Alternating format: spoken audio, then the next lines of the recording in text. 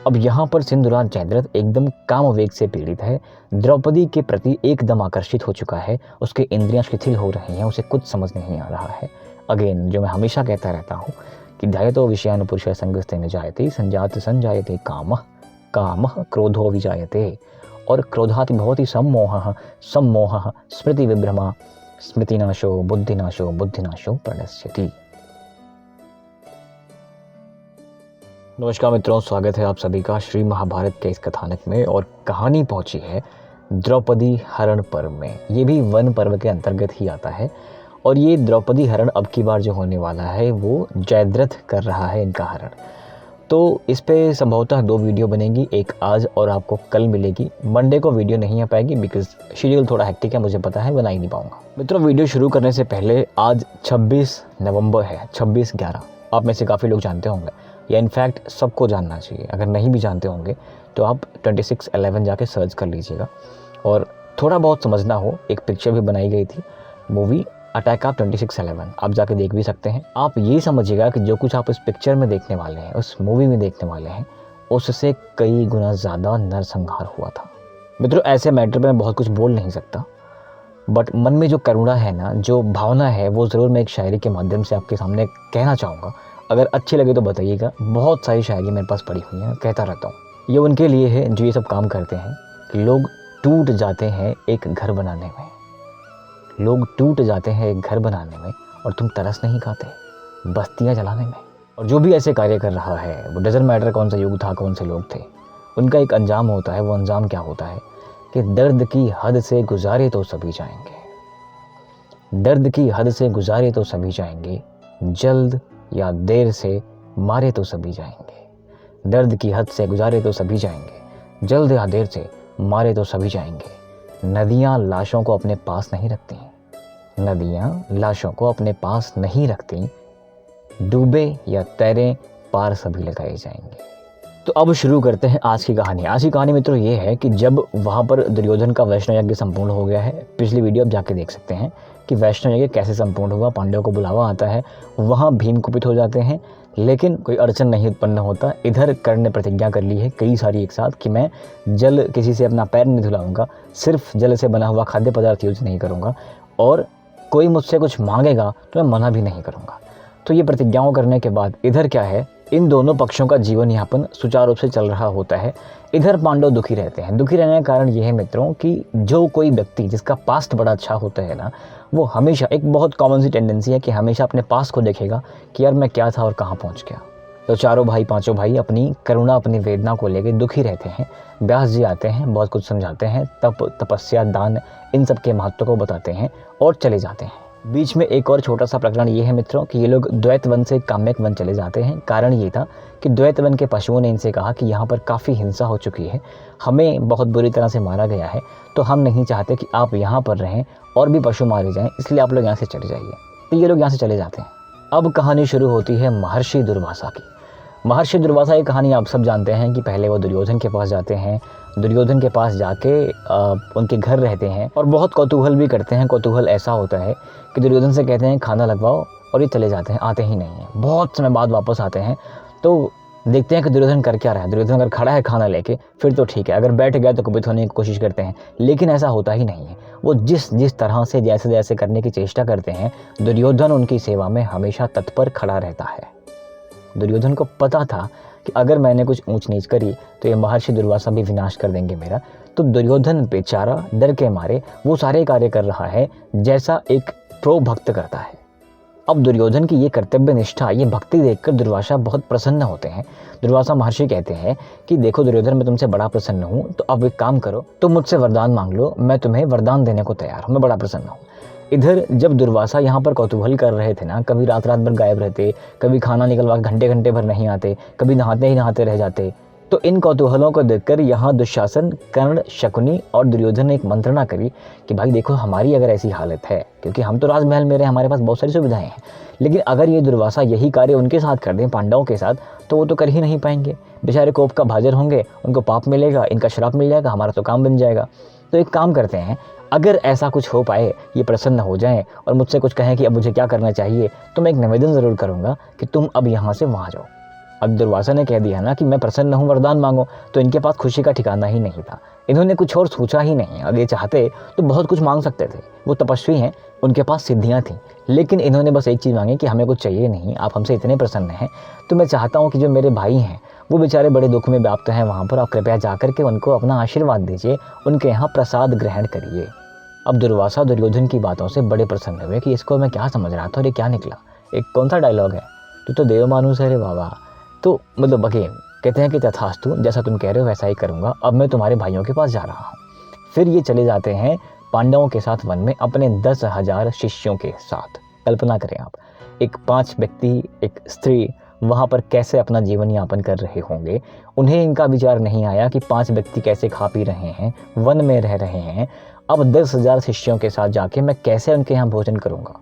लेकिन वो चले जाते हैं स्नान ध्यान करने आते हैं। इधर पांडव प्रसन्न और दुखी इक्वली हैं। इनको प्रसन्नता इस बात की है कि महर्षि दुर्वासा हैं, और दुख इस बात का है कि 10,000 शिष्यों के साथ हैं, मैं करूं क्या, कुछ समझ ही नहीं आ रहा।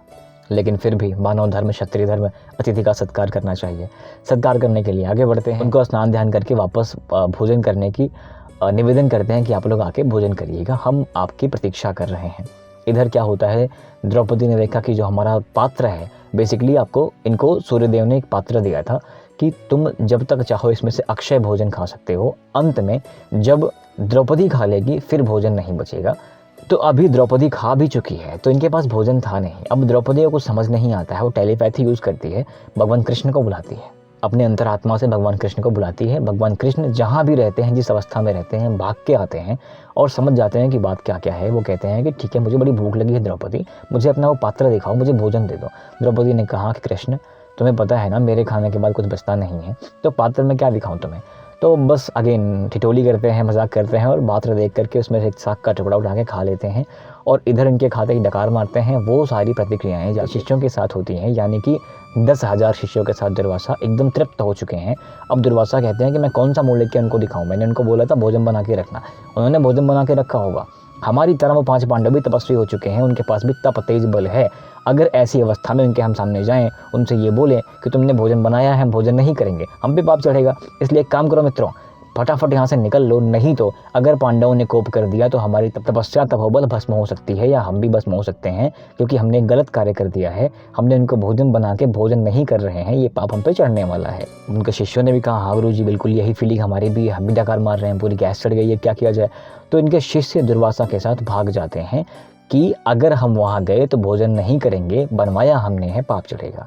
इधर भगवान कहते हैं कि देखो तुम्हारा काम हो चुका है, अब दुर्वासा नहीं आएंगे, प्रतीक्षा करने की आवश्यकता नहीं है, मैं जानता हूँ। दुर्वासा ये भी जानते थे कि वो नारायण के अधीन हैं, उनके आश्रय में रह रहे हैं, इसलिए उनके सामने जाने की क्षमता नहीं रख सकते थे अभी। अब इधर दुर्वासा भाग जाते हैं, उधर भगवान चले जाते हैं, इनका जीवन यापन पुनः शुरू हो जाता है।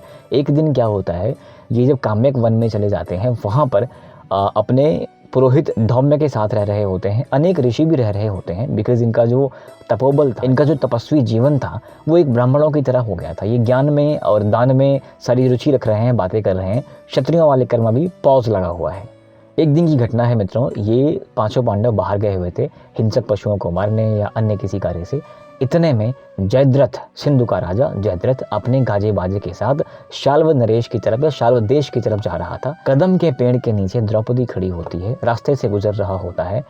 सिंधु नरेश पहचान नहीं पाता है कि यह द्रौपदी है, ऑल्दो सिंधु नरेश और द्रौपदी के बीच एक और संबंध था। दुर्योधन की बहन दुशाला का पति था, यानी कि द्रौपदी की ननद का पति था। तो ऑलरेडी एक संबंध है, रिलेटिव हैं ये दोनों। तो क्या होता है कि वो पहचान नहीं पाता है, तो अपने साथी से पूछता है कि वो जो स्त्री सामने खड़ी है वो बहुत मनमोहक स्त्री है, तुम जाकर के ज़रा देखोगे वो कौन है। हे मित्र, मुझे लग नहीं रहा कि ये कोई मानव है, या तो ये कोई दानव है या कोई देवकन्या है, क्योंकि आज तक अपने जीवन काल में मैंने किसी ऐसे स्त्री को नहीं देखा है। इसके अंग प्रत्यंग से शोभा छटक रही है, इसका शरीर कितना अनुपम है, एक कांति छलक रही है, इसके अंग प्रत्यंग से एक तेज निकल रहा है, और अगर ये स्त्री मुझे मिल जाए तो कदाचित मुझे कहीं और जाने की आवश्यकता ही नहीं पड़ेगी, मेरा जीवन धन्य हो जाएगा, इसको पाकर मैं तृप्त हो जाऊंगा। अब यहाँ पर सिंधुराज जयद्रथ एकदम कामवेग से पीड़ित है, द्रौपदी के प्रति एकदम आकर्षित हो चुका है, उसकी इंद्रियां शिथिल हो रही हैं, उसे कुछ समझ नहीं आ रहा है। अगेन जो मैं हमेशा कहता रहता हूँ कि ध्यायतो विषयानुपुरुषः संगस्तेन जायते, संजात संजायते कामः, कामः क्रोधो विजायते। और क्रोधाति भवति सम्मोहः सम्मोहः स्मृति विभ्रमा स्मृतिनाशो बुद्धिनाशो प्रणश्यति। काम वेग आया, क्रोध उत्पन्न होगा, मोह उत्पन्न हो चुका है, बुद्धि काम नहीं करेगी, सोच नहीं सकते। अगर तुम अच्छा बुरा सोच नहीं सकते तो तुम जीवित ही मृत के समान हो, और कुछ ऐसा उल्टा पलटा कर लोगे कि तुम मृत ही हो जाओगे। इसलिए काम क्रोध मत लोभ, इन पे कंट्रोल रखना बहुत आवश्यक होता है। गीता का सारा ये।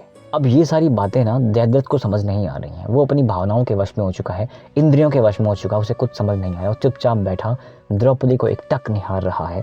और जिसको उसने भेजा था कि जाकर देख के आओ वो कौन है, वो जाकर द्रौपदी से कहता है कि हे सुंदरी, तुम कौन हो। अगर मैं 1-2 लाइनें शब्दशः पढ़ूं कि महाभारत में एग्जैक्टली कैसा लिखा है, तो सुंदर बाहों वाली सुंदरी तुम कौन हो, जो कदम्बल की डाली झुकाकर इसके सहारे इस आश्रम में अकेली खड़ी हो। यहाँ तुम्हारी बड़ी शोभा हो रही है। जैसे रात में वायु से आंदोलित अग्नि की ज्वाला देदीप्यमान होती है, उसी प्रकार तुम भी इस आश्रम में अपनी प्रभा को बिखेर रही हो। तुम बड़ी रूपवती हो। क्या इन जंगलों में तुम्हें डर नहीं लगता कि तुम किसी देवता, यक्ष, मानव, दैत्यों से स्त्री तो नहीं हो? तुम कोई श्रेष्ठ अप्सरा तो नहीं हो? क्या तुम दिव्य रूप धारण करने वाली कोई नाग कन्या हो? अथवा राजा, वरुण, चंद्रमा या कुबेर, इन्हीं में से किन्हीं की पत्नी हो तुम धाता, विधाता, सविता, विभु, इंद्र के भवन से आई हो क्या? हे भद्रे, हम तुम्हारा सम्मान बढ़ाते हुए तुम्हारे पति और तुम्हारे पिता, तुम्हारे भाई का परिचय जानना चाहते हैं कि तुम हो कौन। मैं सुरथ का पुत्र हूँ और जनता मुझे कोटिकास्य के नाम से जानती है। कोटिकास्य या कोटिक, जो भी आप कह लें।